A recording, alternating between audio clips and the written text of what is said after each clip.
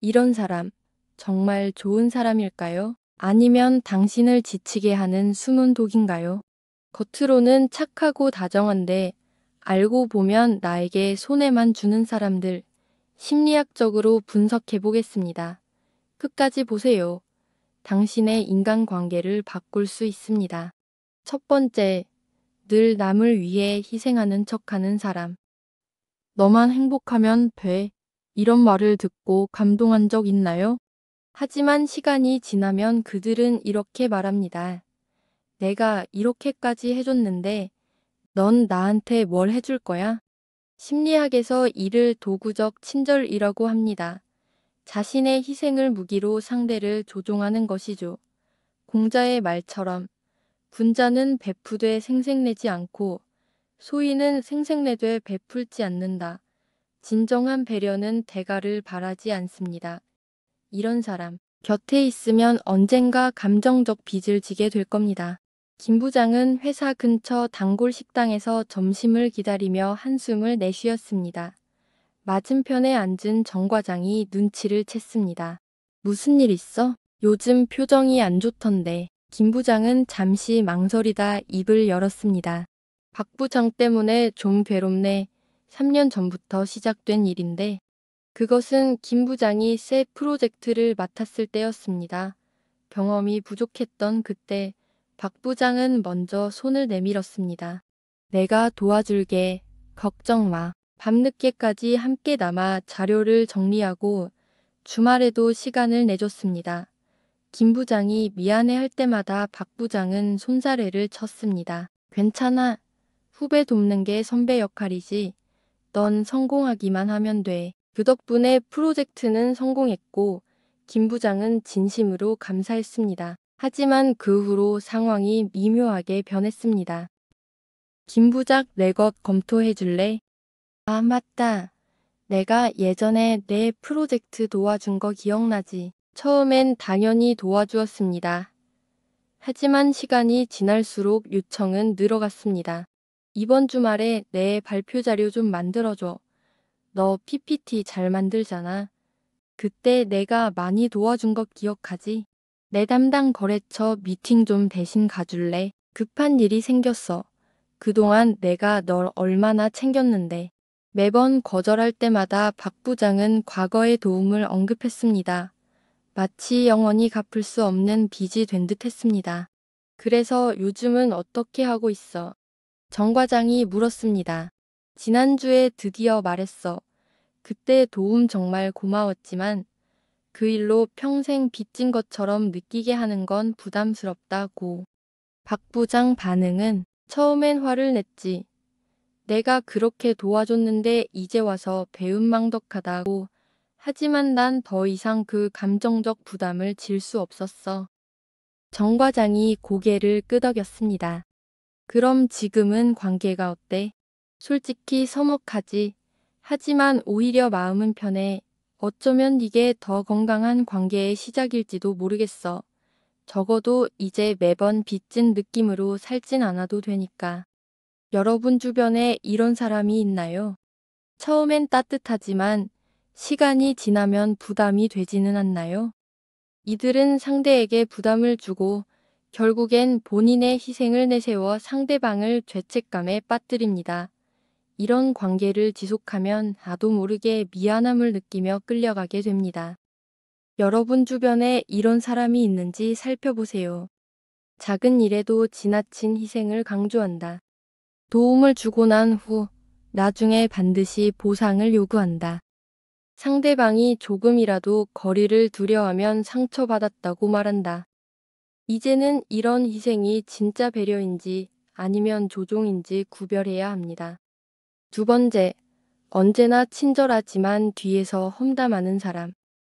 이들은 앞에서는 당신을 칭찬하지만 뒤에서는 다른 말을 합니다. 지숙 씨 진짜 괜찮은 사람이야. 근데 좀 고집이 세지 않냐. 심리학에서는 이를 이중적 커뮤니케이션이라 부릅니다. 이런 사람과 가까워지면 언젠가 당신도 똑같은 험담의 대상이 될 수 있습니다. 맹자는 친구를 사귈 때 그 사람의 말을 듣지 말고 행동을 보라 라고 했습니다. 진짜 좋은 사람은 뒷말이 없습니다. 수영 선생님, 딸 수업 어땠어요? 아파트 놀이터 벤치에 앉은 정민은 커피를 홀짝이며 물었습니다. 아이들은 미끄럼틀 앞에서 뛰어놀고 있었습니다. 오늘도 정말 잘했어요. 지수 엄마가 열심히 가르치신 티가 나요. 다영이 환하게 웃으며 대답했습니다. 정민은 뿌듯한 미소를 지었습니다. 그나저나 혜진 엄마는 못 나왔네요. 정미가 주변을 둘러보며 말했습니다. 그때 다영의 전화가 울렸습니다. 다영이 전화를 받으러 자리를 뜨자 놀이터 옆 벤치에서 책을 읽던 서연이 슬며시 정미에게 다가왔습니다. 방금 다영이 뭐래요? 우리 지수 수영 잘한다고. 서연이 피식 웃었습니다. 어제 혜진 엄마랑 다영이 카페에서 만난 거 아세요? 다영이가 정민은 애 칭찬에 약하다면서 수영 좀 배웠다고 올림픽 나갈 것처럼 우쭐 대는 게 안쓰럽다고 하더라고요. 혜진 엄마도 맞아. 지수 엄마는 뭐든 과하게 반응한다고 웃더라고요. 정미의 얼굴이 굳어졌습니다. 어제 수영장에서 다른 엄마들한테 지수는 노력은 하는데 타고난 운동신경이 안 달아준다고 말하던데요. 조심하세요. 얼굴 보고 하는 말만 믿으면 안 돼요. 집으로 걸어가며 정민은 결심했습니다. 이제 누구의 앞과 뒤가 다른지 더 주의해서 봐야겠어. 여러분은 혹시 이런 사람과 가까이 지낸 적이 있나요? 이들은 자신이 유리한 상황을 만들기 위해 여러 사람과 다른 말을 하며 신뢰를 무너뜨립니다. 주변에 이런 사람 있는지 살펴보세요. 나와 있을 때는 다른 사람 험담을 한다. 여러 사람에게 다르게 말한다. 필요할 때마다 태도를 바꾼다. 이제는 겉으로 보이는 친절보다 그 사람의 일관성을 보는 것이 중요합니다. 세 번째, 상대방을 은근히 깎아내리는 사람. 너 진짜 대단하다. 그런데 요즘 실수 많아지는 것 아니야? 이들은 칭찬을 가장해서 상대의 자존감을 깎아내립니다. 심리학에서 이를 배신 공격, 기만적 비판이라고 합니다. 처음엔 농담처럼 들리지만 이런 말을 듣다 보면 자신도 모르게 자존감이 낮아집니다. 순자는 말했습니다. 작은 비판도 계속 들으면 마음이 시들고 작은 칭찬도 계속 들으면 교만해진다. 진짜 좋은 사람은 칭찬도 비판도 상대의 존엄을 지킵니다. 혹시 이런 말에 속아 스스로를 의심한 적이 있나요? 이들은 직설적으로 공격하지 않고 부드러운 방식으로 상대방을 점점 약하게 만듭니다. 김미숙은 문화센터 도자기 교실에서 자신의 작품을 정리하고 있었습니다. 3달간 배운 실력으로 만든 찻잔 세트가 꽤 마음에 들었습니다. 미숙 씨 작품 정말 예쁘네요. 옆자리에 박정희가 다가와 미숙의 찻잔을 들여다보며 말했습니다. 고마워요. 아직 많이 부족하지만. 아니에요.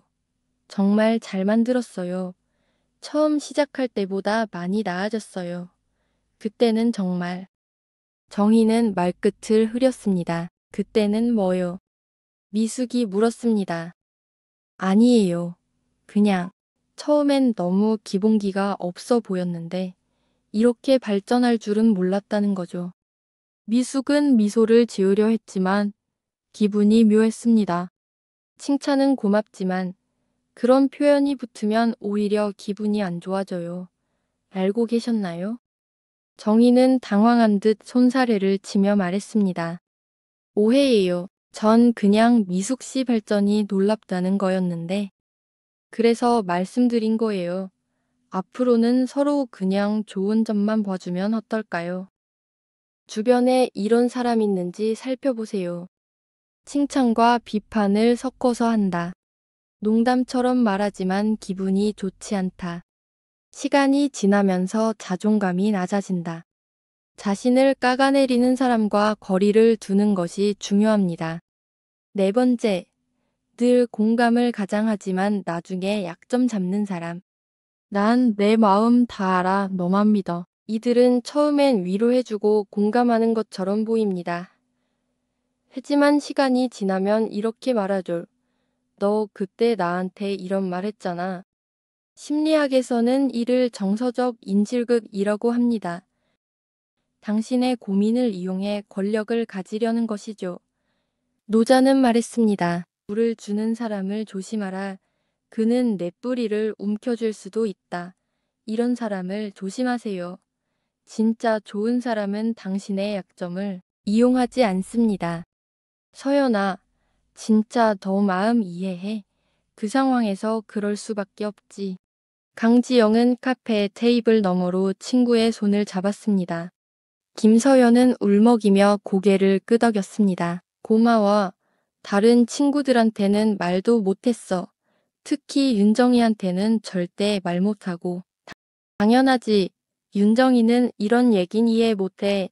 남편이랑 그렇게 싸우고 딸 앞에서 울었다고 해도 누가 너를 나쁜 엄마라고 하겠어? 넌 최선을 다하고 있잖아. 30년 우정이란 이런 것이었습니다. 무슨 말을 해도 판단하지 않고 이해해 주는 것. 지영아, 혹시 내가 남편한테 이혼 생각도 든다고 말했던 거 비밀로 해줘. 나중에 마음이 정리되면 스스로 말할게. 당연하지. 내가 언제 내 비밀 말한 적 있어? 걱정 마. 3개월 후 부부가 함께하는 정기 모임이 있었습니다. 술이 몇 잔 오가고 대화는 점점 깊어졌습니다. 요즘 애들 교육비 때문에 부부싸움 많이들 하지. 윤정의 남편이 말을 꺼냈습니다. 서연의 남편이 웃으며 대답했습니다. 우리야 뭐 나름 잘 풀어가고 있지. 그때 지영이 갑자기 말했습니다. 서연이 너무 겸손하네. 몇 달 전만 해도 이혼 생각까지 했으면서. 서연은 얼어붙은 표정으로 지영을 바라봤습니다. 지영은 자기가 뭘 잘못했는지 모르는 듯 계속 말했습니다. 그때 울면서 얘기할 때 진짜 마음 아팠어. 딸 앞에서도 울고. 서연의 남편 표정이 굳어졌습니다. 지영아, 어떻게 그런 말을. 왜? 친한 사이잖아. 난 그냥 내가 힘들었던 걸 다들 알고 위로해주면 좋을까 해서. 서연은 그제야 깨달았습니다. 지영의 공감은 진짜가 아니었습니다. 그녀가 원했던 건 서연의 약점, 서연만 아는 비밀이었습니다. 그리고 지금 지영은 그 정보를 친밀함이라는 이름으로 무기화하고 있었습니다. 진정한 공감은 상대의 이야기를 자신의 것으로 만들지 않는 것임을 이제야 깨달았습니다. 비밀을 지키는 것. 그것이 진짜 친구의 모습이었습니다. 여러분은 자신의 약점을 누구에게 말했나요? 그 사람이 그것을 이용하지 않았나요? 이들은 처음엔 든든한 존재처럼 보이지만 결국에는 약점을 이용해 자신에게 유리한 관계를 만듭니다. 주변에 이런 사람 있는지 살펴보세요. 처음에는 공감하지만 점점 권력을 행사한다. 내 비밀을 무기 삼아 협박한다. 나를 점점 의존하게 만든다. 약점을 공유하기 전에 그 사람이 진정한 친구인지 다시 생각해 봐야 합니다. 좋은 사람인 줄 알았는데 알고 보니 나를 힘들게 하는 사람이었다. 이런 경험이 있나요? 좋은 사람처럼 보이지만 실은 위험한 사람들 우리 주변에 꼭 있습니다. 이제는 그들을 구별할 수 있겠죠? 만약 주변에 이런 사람이 있다면 살짝 거리를 두는 것이 나를 지키는 길입니다. 이 영상이 도움이 됐다면 좋아요와 구독 부탁드립니다. 시청해 주셔서 감사합니다.